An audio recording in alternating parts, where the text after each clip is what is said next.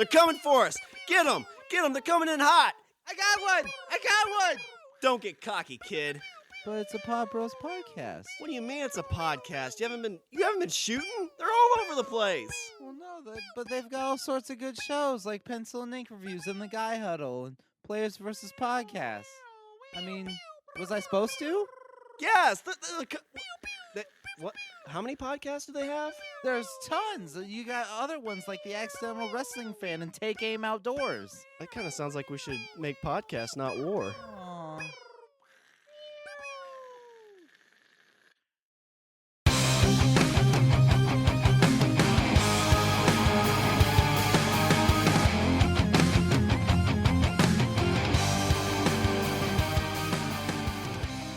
What's up, everybody? I'm Richard. And I'm Sean. And we're speaking the language of bromance. Warp drive. Warp drive? That's all I'm going to say. Warp drive. What do you got to say about a warp drive? I'm going to say that apparently there's a man in Omaha that is saying it's possible. Not only is it possible, he's saying that he has actually theoretically recreated a warp effect. So you know what that means? We're gonna have fucking starships. So what's the warp drive give you?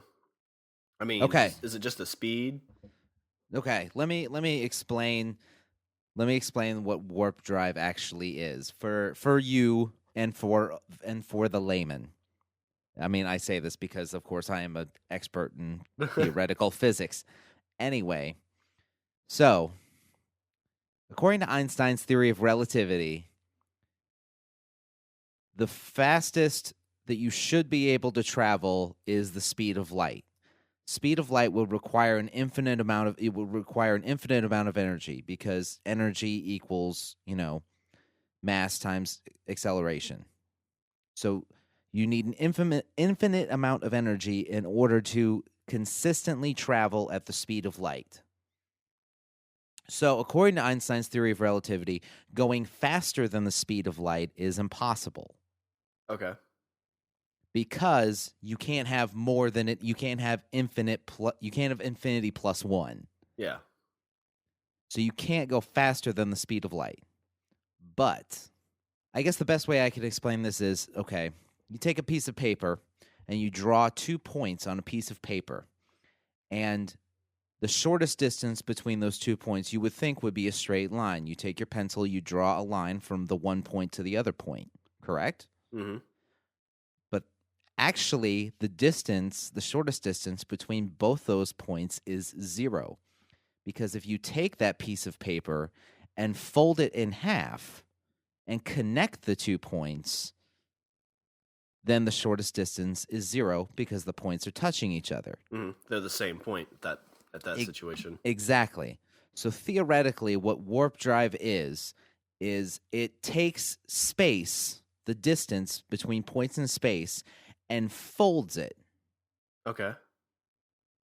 So you are using energy. You're not using an infinite amount of energy. You're using a finite amount of energy in order to fold space in on itself, and then you travel from that one point to the other point. But you're traveling the same point. So you're really not traveling faster. You're just traveling shorter distance? Correct. It's like a wormhole. Yeah, okay. You generate. It's basically like generating a wormhole, and then you travel through the wormhole to another point that's thousands of light years away, in an almost instantaneous fashion. Mm-hmm. Okay, so there's a guy in Omaha, you said, that's doing this? In Omaha, Nebraska. Is he a physicist, or does he have any? He is a adjunct professor who I think he's retired and he teaches classes like on the side. But in his spare time in his garage, he conducts experiments using electricity to create a warp field. Let's see. The article starts out talking about when NASA unveiled an artist rendering of a spacecraft capable of shooting across the galaxy. The spacecraft was theoretical. This is by Casey Logan of the World Staff Herald, which I believe is the paper in Omaha, Nebraska. The spacecraft was theoretical, but the research behind it was real. For years, the scientist has been exploring the possibilities of actual Star Trek-like travel. He even named his ship the IXS Enterprise. There are obstacles such as forms of energy that might not exist.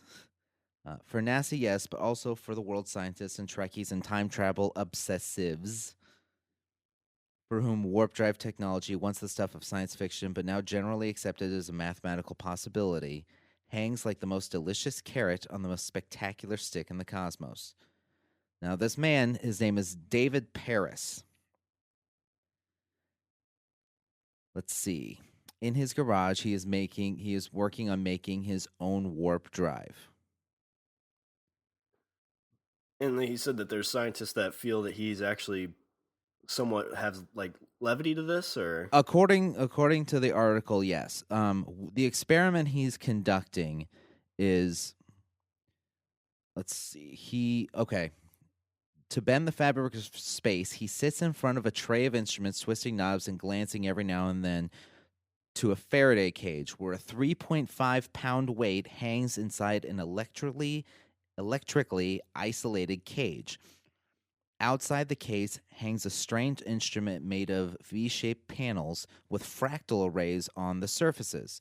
The instrument is the latest version of what Paris believes is the world's first low-power warp drive motor. holy shit! Is So this dude from the future? He might be. He said at just 100 watts of power, he claims an electrical field created by his arrays is ever so slightly condensing space in front of the motor the way you'd squeeze coils on a slinky. So basically what he's doing, or the way the article kind of explains it, is he's taking the space in front of the motor or ship or what have you, on a very small scale. He's taking the space, the actual physical space in front of the motor, compressing it, and then moving ever so slightly through it, and then the space is re-expanding in the back. Okay. So it's basically like it's like pouring water through a funnel.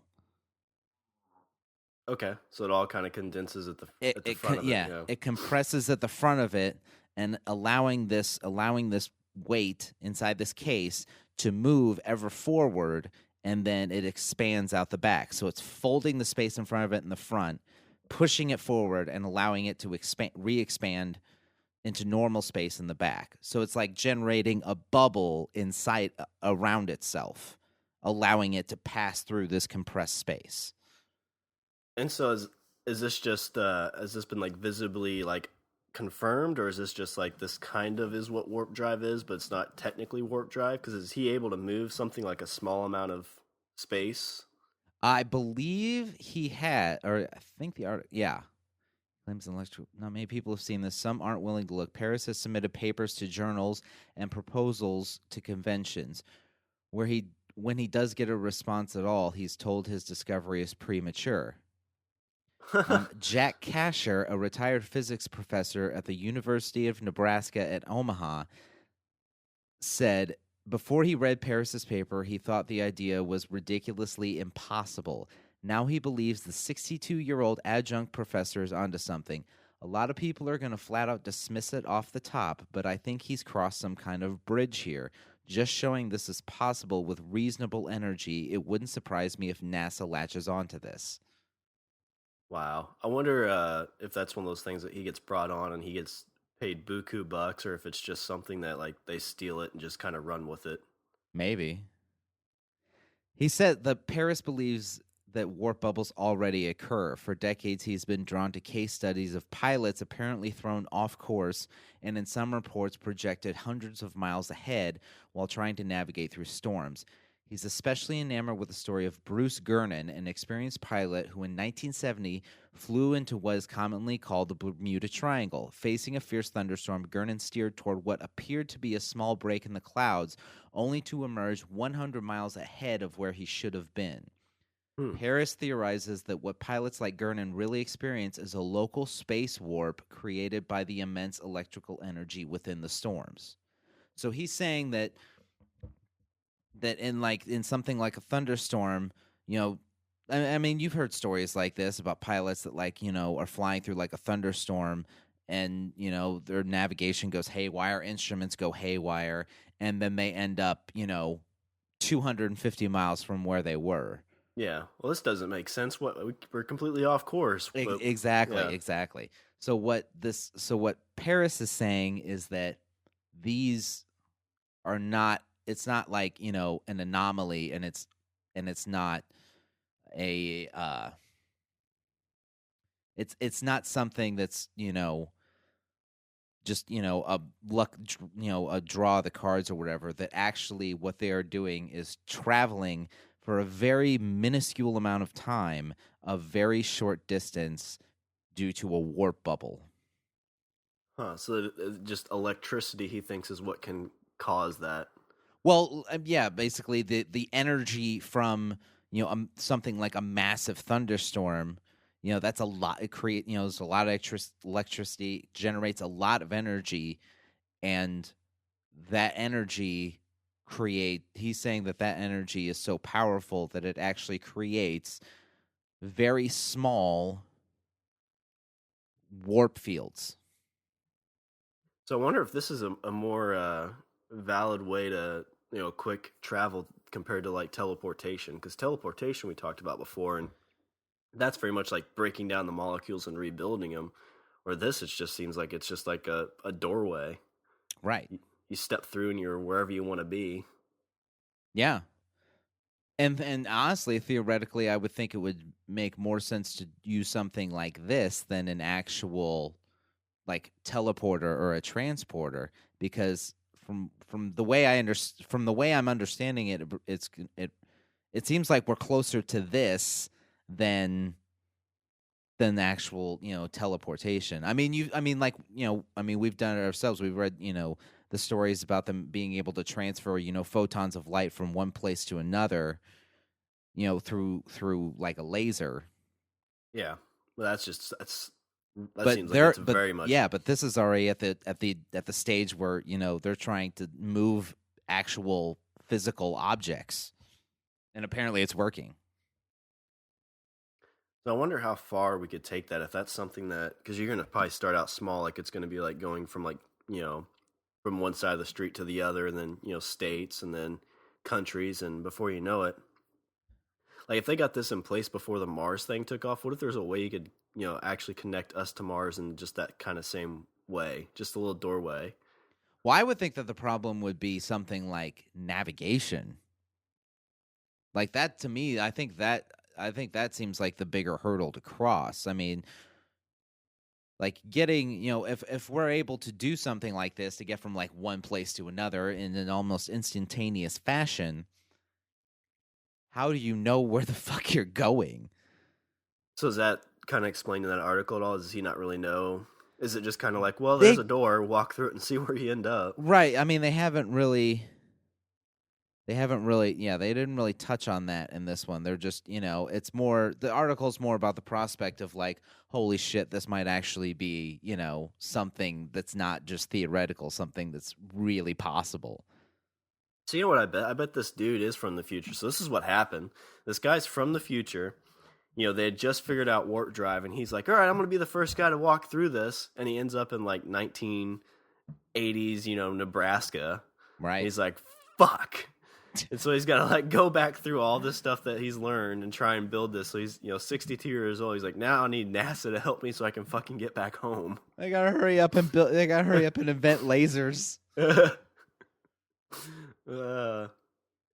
that's got to be what it is. It's like 1983, and he's like ripping CD players apart. He's like ripping like a CD Discman apart, and his wife's like, "That cost $400." $400. Shut up, woman. You don't know what I've been through. That's probably like actually it wouldn't be his it'd be his like mom or something from that point. Yeah. It'd be like a Back to the Future thing. Yep. Who's Calvin Klein? It's written all over your underwear. Uh, Speaking of Back to the Future, it's 2015. it is 2015. It is 2015, which is, when Back to the Future 2 was set. So I'm looking for my flying car, number one. I'm looking for my hoverboard. I'm wanting my, Mr. Fusion. Where the hell's that?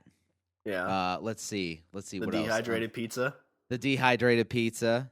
The Cubs Oh. winning the World Series. Aww.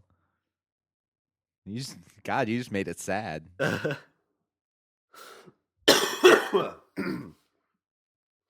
Yeah, I know there's always a bunch of hoaxes, it seems like, for the last 3 years where people would edit that little scene with the time on it from Back to the Future, but October was like October 15th or 30th Right. is the date. Right.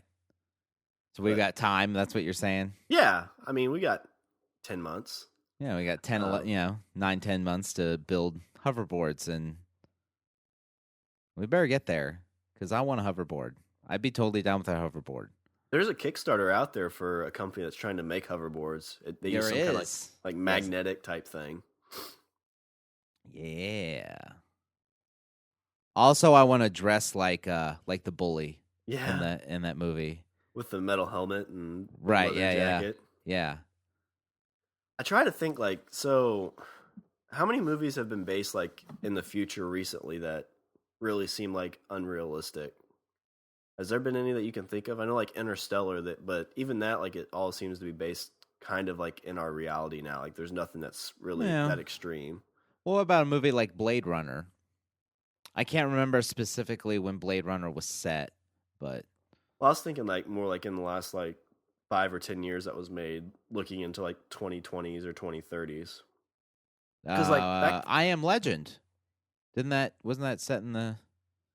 Yeah, but I mean, even that one wasn't that like you could feel like that world was real. Like there wasn't any like hoverboards. Oh, so you're wanting to know if there's movies that paint an unrealistic view of the future? Yeah, that we're in now. I don't know. See, you'd have to go back. You'd have to go back to like the 80s and stuff. When was the Jetsons set? Oh, I don't know. I don't know either. I always remember. Did you ever watch the show Quantum Leap? I was never big on that show. Because it was started in like the 80s, I think. But like the future of that was like in the late 90s. And they just had like all this super futuristic stuff. And it's like, that's only like 10 years away from when you're filming this. Right. Like Back to the Future was even like 25 years. It's like, you really think of course, we did have the little phone that the one guy used to call whoever. Was his name Al? Yeah, I think so. We got that. And we got the sliding doors from Star Trek. Yeah. Yeah. We've got those. You walk up and then it opens. There isn't like a guy standing off the side with a rope. It's like, holy shit, he's coming. Shh. Make the noise. Shh. Do you ever act like a Jedi when you walk to those and like put your hands together and open them? Oh, all the time. Yeah. And then you have that instance where like it doesn't open. Or it opens like too late, and then like you gotta like time it right. Yeah. Have you like stopped and gone back and then walked forward to do it again? No. Or am I just that weird OCD? I think you're just that weird. Like I walk up and I'm like, oh shit, I fucked it up. Hang on. Kids are like, Daddy, we're hungry, and I'm like, shut up, I'll get this. There's a disturbance in the Force. Lightsabers. That'd be down for that. That'd be the next thing.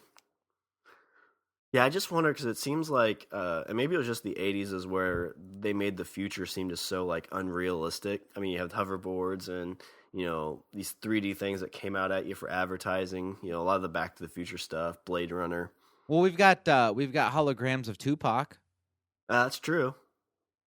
And Michael Jackson. There's a Michael Jackson hologram thing. So we got that. Yeah, I think it was last election they had they were using that for like actual interviews where people were like hologrammed up. Yeah. So so I mean, we kind of have, I mean, holograms, and I don't know.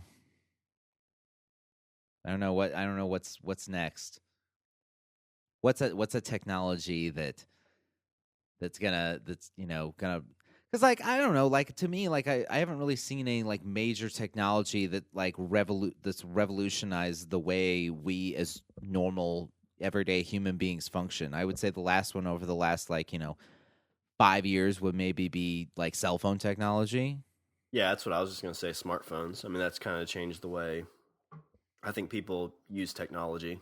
But that really isn't, I mean, to me, that really isn't even been like a huge breakthrough. It's not that we've invented the thing that it seems like we've kind of gone stagnant on is something like a new innovation. It seems like we're taking existing innovation and making it smaller, which is great, but I'm waiting for something new. Yeah. Well, yeah, it's like the phone thing. Everybody had cell phones, and then somebody's like, why can't you just get like internet access on it?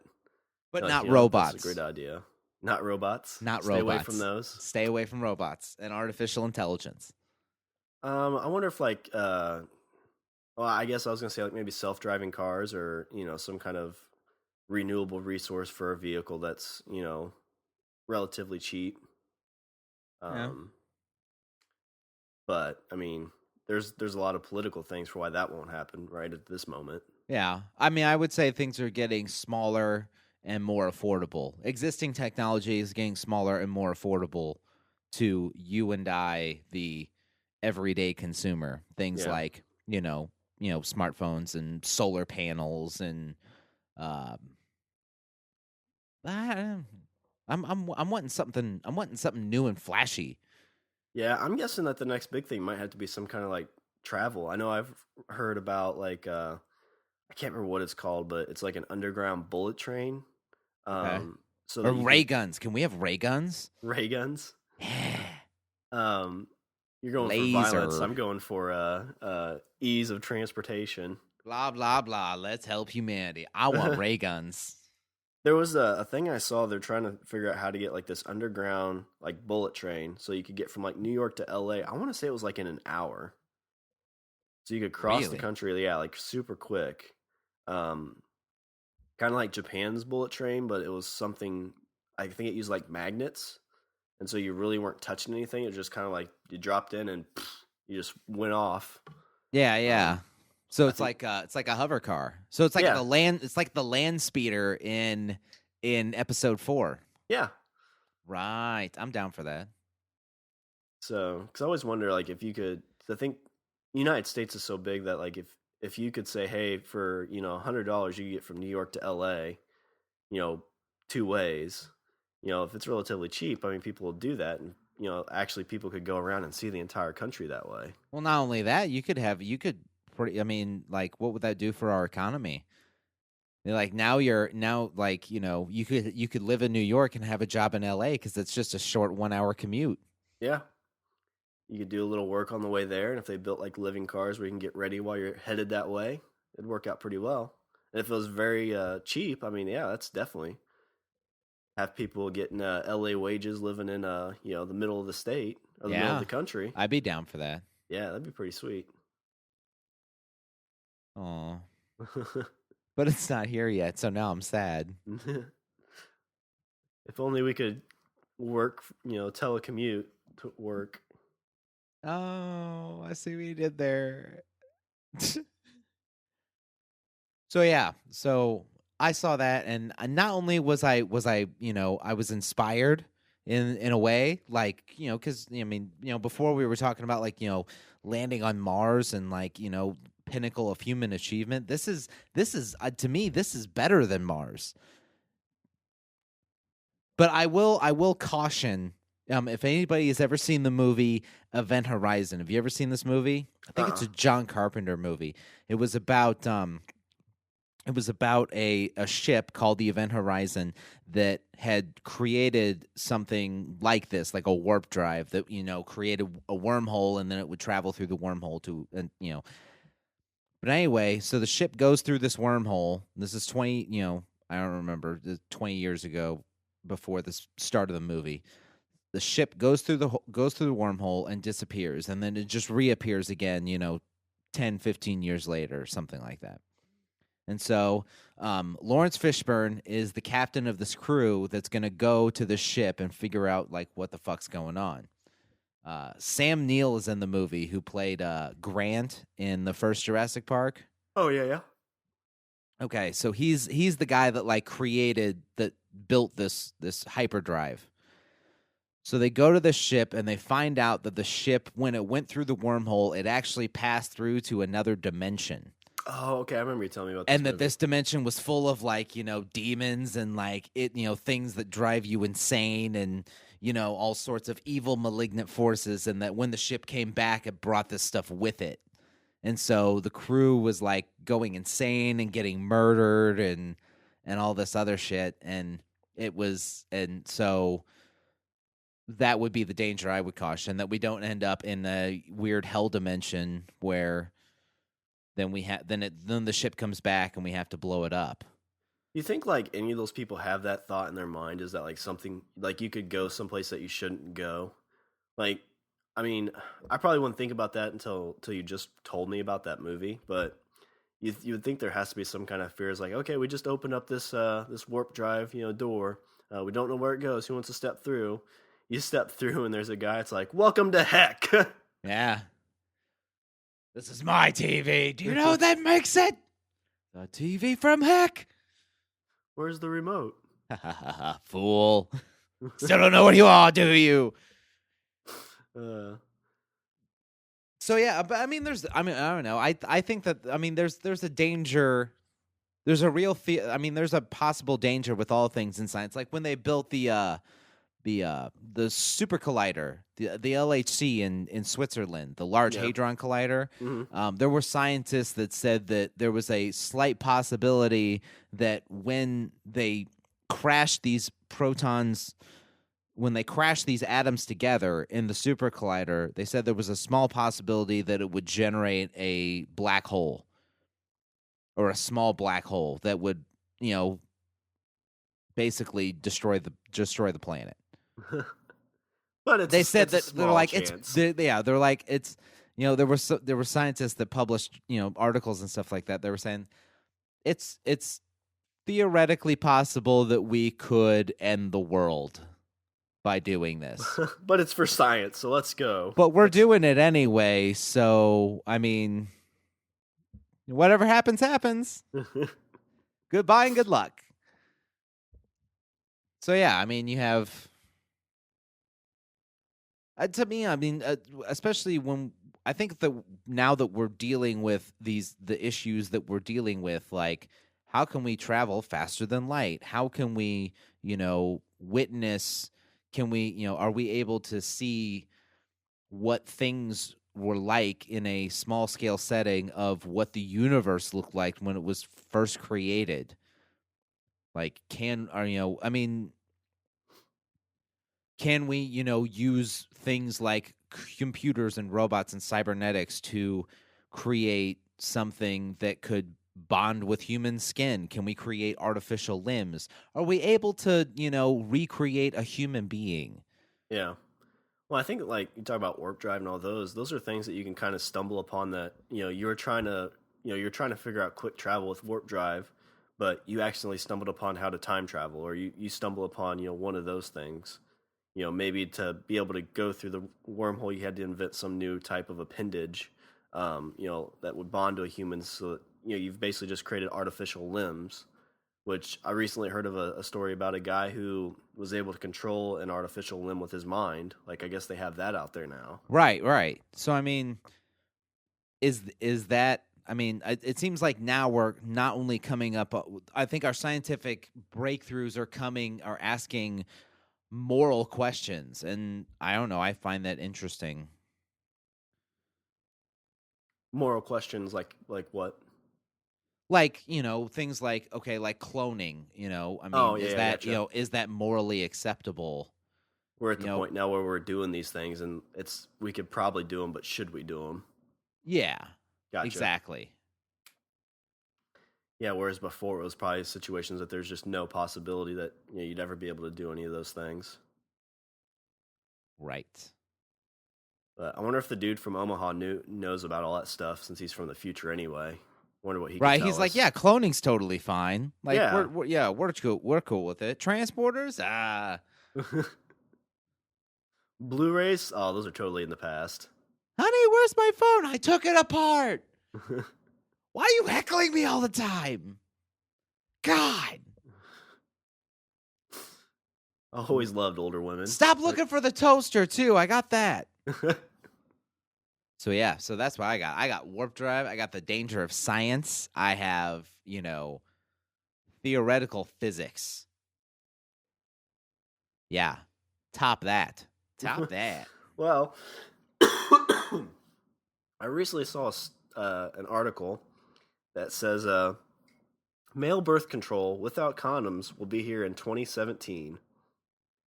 It's going to be a non-hormonal. See, this is what we're really spending our money on science for. Yeah, how to get males erect and not to get women pregnant. They say that we spend more money on Viagra and breast implants than Alzheimer's research. Oh wow, what's that say about us as a society? I think it says quite a lot. I think it says that travel through space, blah blah blah. But can we fix this? Can we make these A's into C's? Right. So what needs to happen is something like cancer needs to cause like impotence, and then we'll figure it out, and then we'll have cancer cured by like the end of the week. Well, I think the problem is that if it does cause impotence, it'll be in somebody who's like a lot older, and so like, well, that's just grody anyway, so we don't need to fix that. Stop it. 45-year-olds shouldn't be doing it anyway. That's or somebody that just has a lot of money. Some like super rich guy that's like, hey, I got cancer and that's the reason I can't get it up. So let's get on this. I have boner cancer and I can't get it up. Yep. And then there it is, cure for cancer. Yep. That's how we get it. Got to start that movement. We need to figure out how to cause impotence. Yeah, I think so. Or find a rich guy who wants to say he's impotent from cancer. Well, I would think just, to cause impotence, don't we just need to watch, like, Here Comes Honey Boo Boo or something like that? Yeah. Because, I don't know, like, to me, reality television is the ultimate, like, killer of any sort of... I lose faith in humanity with it. There's just so much of it, and then the problem is because reality TV is just so cheap to make that you can come up with an idea, they'll film a pilot for it, and then maybe pick it up for a season because there's absolutely no cost to it. Yeah, I don't know about you, but like if I end up watching reality TV, then afterwards I'm just like I hate humanity. Yeah, like because this is what we're about now. Like so the prospect of that we might that there might be another human created. I'm like no, I can't put my children through. I can't put my future children through this. There's too many of them already. I just can't do it. It's never happened to me before. There's a great new show out. Or it's not really new. It's been out for about 2 years. It's called The Kroll Show. Okay. And it's on Comedy Central. And what he does is his whole show is like it makes fun of reality TV shows, but they all like feed into each other. You have to check it out. It's pretty hilarious. There's a character called Caesar. Okay. He's a 17-year-old kid who is going to be a dad, so he's going through like baby daddy graduation. And he just like he's got like a lip ring, but it's infected because it's brand new and he hasn't took care of it, and just all this crazy stuff. But it's really hilarious. It sounds interesting. because Tiffany likes to watch reality TV to make fun of it, but like I like to watch this because they're making fun of reality TV. Right. Yeah. I But mean, like, I never got that either. I never got the whole watching reality television in order to make fun of reality television because you're still feeding the beast. Like, they yeah, don't care why you're watching. Like, they're, I mean, they don't care. It's just I mean, it's still numbers to them. well, that's why they have like Honey Boo Boos and stuff like that. Is Right. because like yeah, this is ridiculous. They're Yeah. taking themselves It's like serious. this whole degree of like, hey, look at this fucking train wreck. Yeah, Check this out. And then we watch it and we're like, but we keep watching because it's almost like we have this compulsive need to prove to ourselves, oh well, at least we're better than these people. But like, why can't we just like improve ourselves? And why do we have to look at the lowest common denominator in order to feel a sense of superiority? I don't know. These are the questions I ask the human race. well, we just need to go ask Chuck from Nebraska and see what he says. I wonder what kind of reality TV shows they have. In Nebraska? No, in the future. Oh, I see. They probably don't because they've gotten past it in the future. Like I didn't hear anything about reality television in 2015. Did you? No. It's all sitcoms. They were all watching. They were watching I Love Lucy then. They were watching, Well, yeah, it's timeless. It'll never go away. That's what their right? thoughts were in the 80s. The whole scene with the bonbons and the hat, like that never gets old.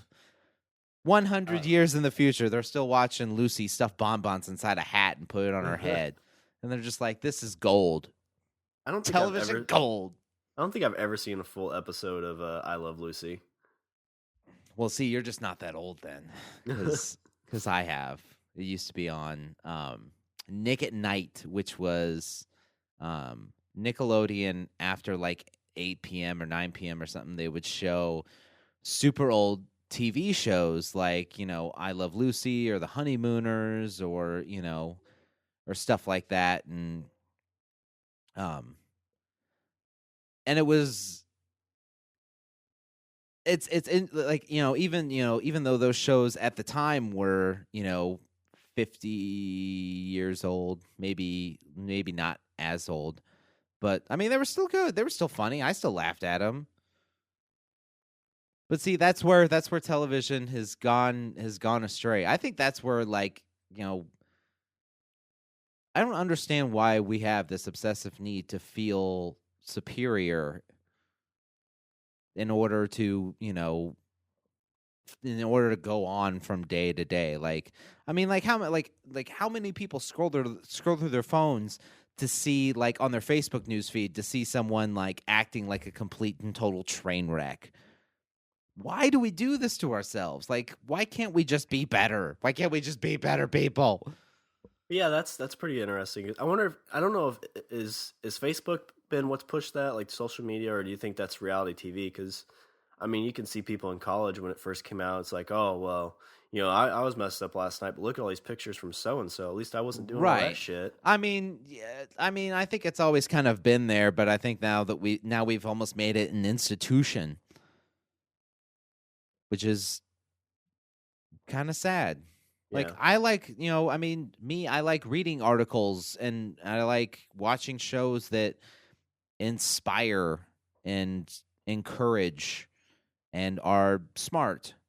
I mean, like this guy, this guy's in his garage trying to design and build something that might possibly change the entire dynamic of the human race. And how can that not, how can that not be a good thing? Even if it totally doesn't work. I mean, the fact that he's just doing it, I think, generates some sort of positive energy. Well, it's a step in the right direction. I mean, at least if it doesn't even get him close to warp drive, at least I was like, okay, well, this doesn't work. So what can we do to improve upon this to make it work, or what directions can we go, to actually get something? Exactly. So yeah, so now we've, to me, like, these two articles, it's a great dichotomy. We go from, something that could, be a boon for the entire human race.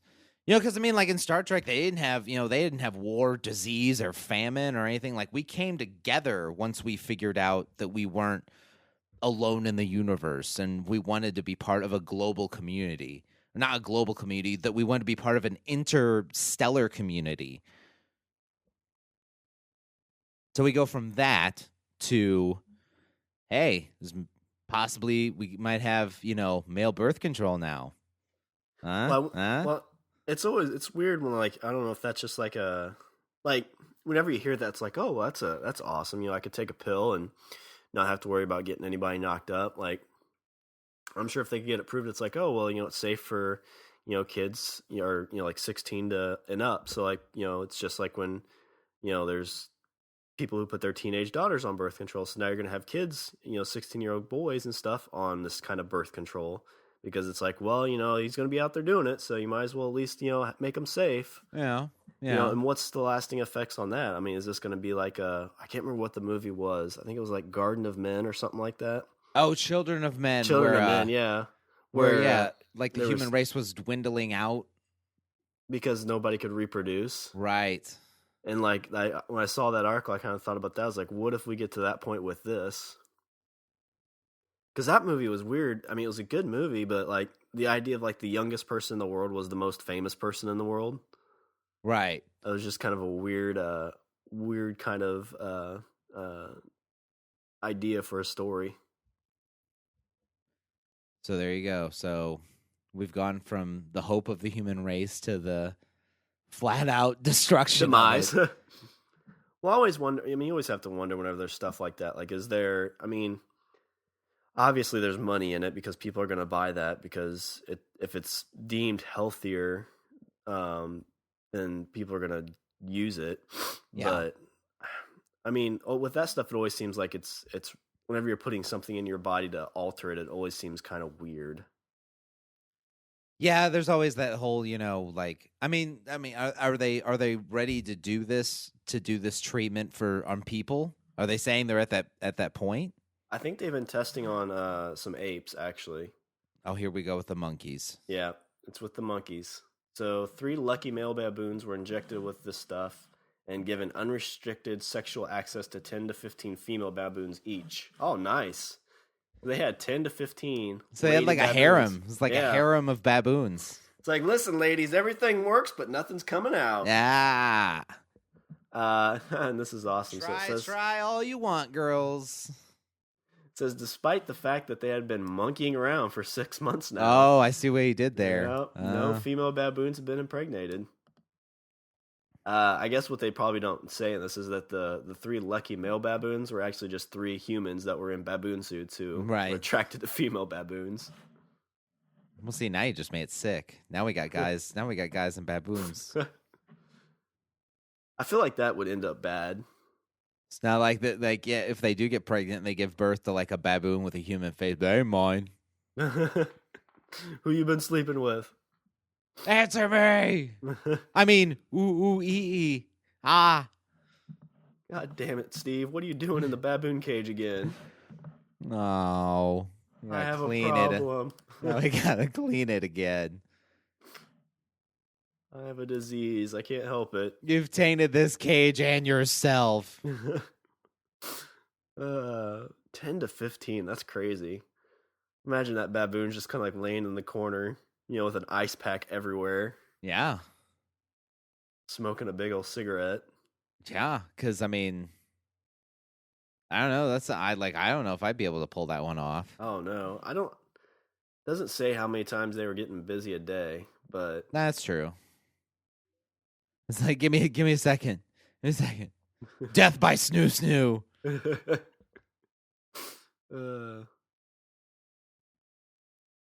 So yeah, I mean,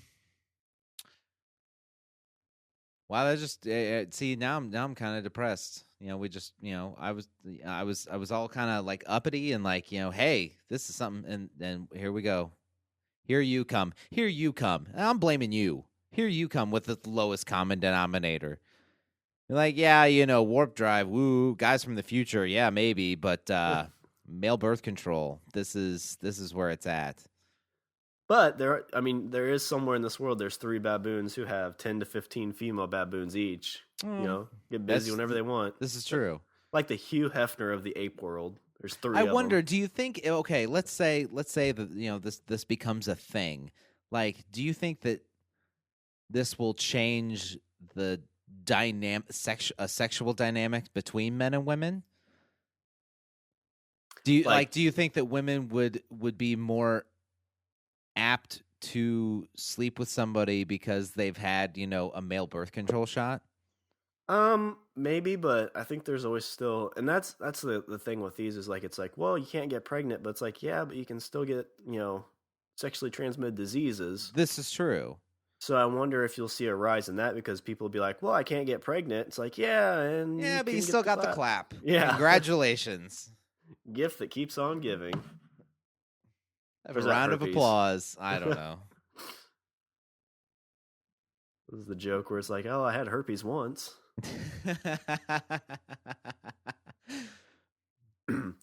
Yeah, but I know it's like if I'm not sure because birth control was big in the 60s when it first came out, right? Or was it the 70s? I have no idea. I'm not hip on, forms of birth control. My wife has told me that, in her general opinion, that the methods of birth control really haven't changed much over the last 100 years. And she actually finds a lot of birth control methods in general very archaic, would be the nice way to say it. So I don't know. I mean, I've heard tons of stories and things like that about, older methods of birth control that do seem a bit barbaric. Not going to lie. And it seems like, and from what I understand, it seems like we haven't really evolved much. We're too busy watching Honey Boo Boo. That's right. Because that's birth control enough. Right? I see that and I'm like, no. Ugh. Tiffany comes out, I'm watching Honey Boo Boo, and she's like, so, you want to get busy? I'm like, no. All I can see is a hot dog. Oh, she's got that big neck. Oh, go ahead. Speaking of television, from what I understand, from what you've told me off camera, off microphone, that your wife has gotten very much into Doctor Who. Yep. And I couldn't be happier. We've finished, so we started on the 2005 season with Eccleston, and we finished that one up, and we've started on season 2 with what's his name? Is it David Tennant? How sad were you to see Eccleston go? I was pretty sad because he definitely reminded me like a Craig Ferguson, and I'm a big Craig Ferguson fan. So I was kind of sad to see him go, and the new guy was very much more, I think, like a British kind of acting, if that makes sense. Right. So first episode he showed up, I'm sure you were probably like, who the fuck is this guy? Like, what's this guy got? Like, this guy's that's not the Doctor. Yeah, and in the first episode he really doesn't do a whole lot. And so I was just kind of like, I don't know how I'm going to feel about this, but exactly. But then how long did it take before you were like, okay, I'm okay with this guy?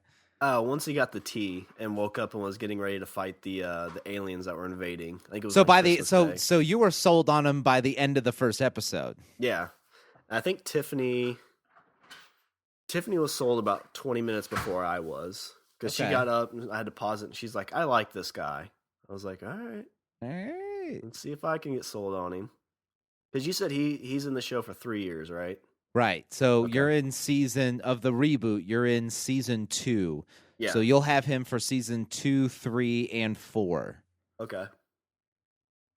But I like, because I know I've been informed of like when a Doctor dies, he just kind of transforms into somebody else. It's still the Doctor. It's just a different body. Exactly. Different body, different face, different voice, different everything, but it's the same person. Mm-hmm. So I really liked how they did that. They kind of showed it. Because when you first watch the reboot, you just see the Doctor. You don't really see him change into the Doctor, so you don't really know what's going on. Well, actually, there is a in between. You could probably find them on YouTube. In between the seasons, they have little like I think there's like a little like 3-minute clip of like of like something that happens between the seasons. They do it. It's for some charity. I think it's called like Children in Need. They did it for like 3 or 4 years. That in between each season, they for this charity event they put up a 3-minute clip, and this is about what happens between the 2 seasons of Doctor Who. So like in the first one, it's at the end of the first season, Eccleston, he regenerates and changes into David Tennant, and then he says, he's talking about like Barcelona or something. Yeah. And then this little 3-minute clip is like Rose kind of being like, who the hell are you?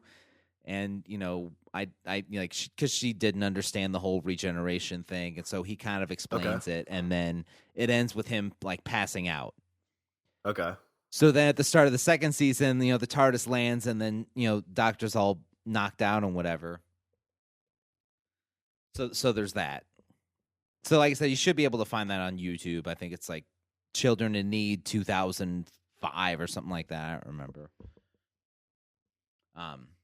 But yeah, okay. So you're sold on David. You're sold on David Tennant, and I got like my wife loved him. That was kind of her introduction. Like that's her. Like everybody says, who's your doctor? Like that's her doctor.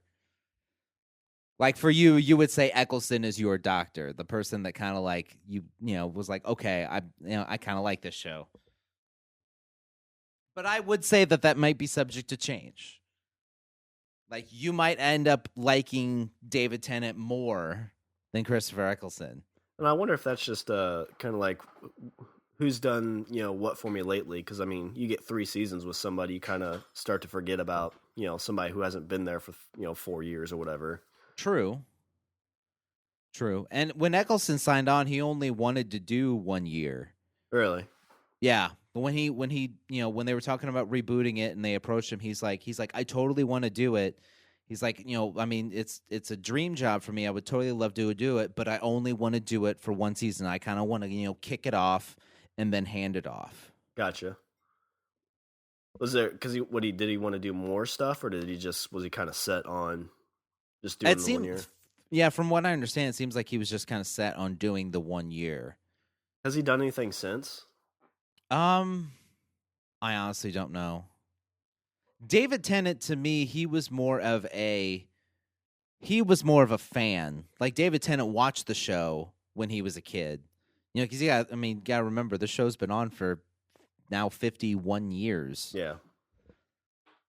I mean, David Tennant was a fan of the show. Like, he loved Tom Baker, and like that was his doctor, and he ended up later in life. He married the daughter of Peter Davison, who actually is in an episode. Not Peter Davison, but the daughter. His future wife is in an episode of Doctor Who. That's awesome. And plays his daughter.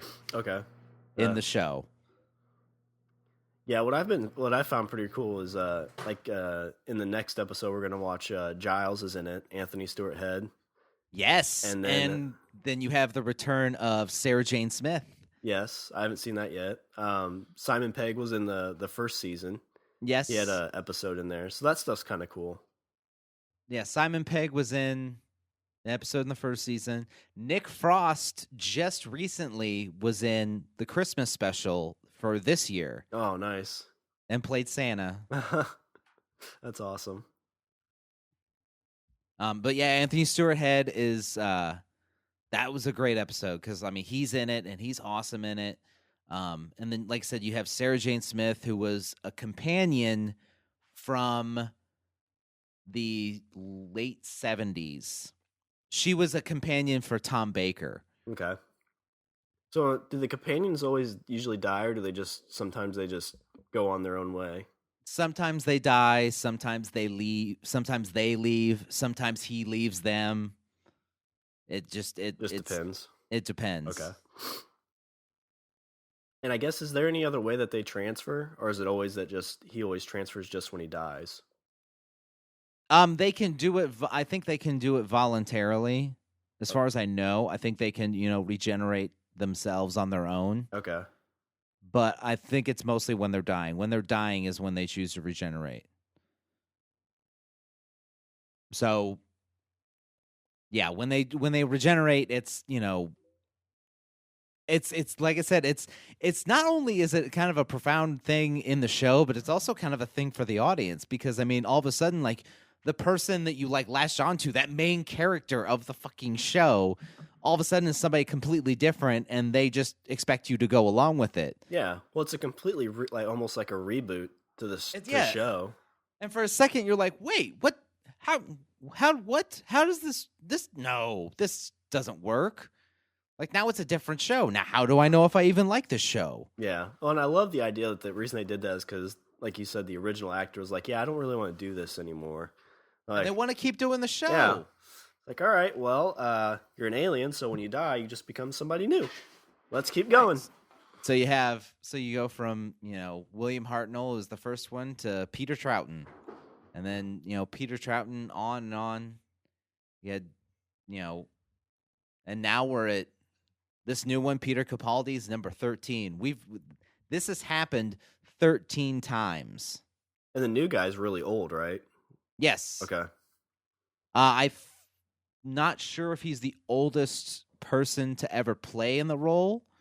He might be. He's if he's not the oldest, he's the second oldest. Gotcha. What if the warp drive that guy's creating, what if that's what the TARDIS was? And he's actually the Doctor, but he's lost the TARDIS, and he's trying to get it back. Oh, he's trying to get it back. Oh, he's just shit. Just brought this back around. Well, this was a fun ramble one. And the reason nobody would recognize him is because he's regenerated. Yeah, but he's American. So he'll get back to the future. He'll get back to the future. And then... where we're going, we don't need roads. Yes! So I guess whenever we do episodes on medicine, we might need to, I don't know, maybe prefix it with that. Yeah. Just dropped a whole bomb full of knowledge on you. Just let loose a whole torrent of knowledge up in your ears. I think most of the men that listen to this show just need a shot of birth control. Yeah. Like, do you need to take care of our knowledge load or knowledge boner we just gave him? Yeah, knowledge boner. That's gonna be the name of this episode. Knowledge boner. All right. Well, you want to do your Richard's closing thoughts? Before I forget, you know, we had some news on Avengers: Age of Ultron. We learned that Ultron is kind of tied in to the first Avengers movie. Oh, really? Ooh, creepy. We also learned about the origin of not only Ultron, but also the Vision. And we should be seeing a new Avengers trailer very, very soon. Yeah, I'm pretty pumped for that. Who wouldn't be? Fucking Avengers. Hydra. Hydra wouldn't be excited for that. Right? Speaking of male birth control, I'm going to need a shot before I watch that trailer. This is going to be so potent, I might get pregnant. All right, well, I'm going to do a little housekeeping. If you want to follow us on Twitter, we're at Language of Bro. You can email us at eatthebeaver@languageofbromance.com. Visit our website, languageofbromance.com. Like us on Facebook and leave us a comment and subscribe on iTunes and Stitcher. And you can find us, I think I remember where this is at. You can find us. Can you do it this time? On the Pod Bros Network. Yeah. The best podcast site on the internet. Now. Was there anything else you want to add before we finished up? No, because I don't want to get anybody else pregnant. All right, well, that's all the bromance we have for this show. I'm Sean. And I'm Richard. And I say we eat the beaver. It's been properly sterilized. Yeah.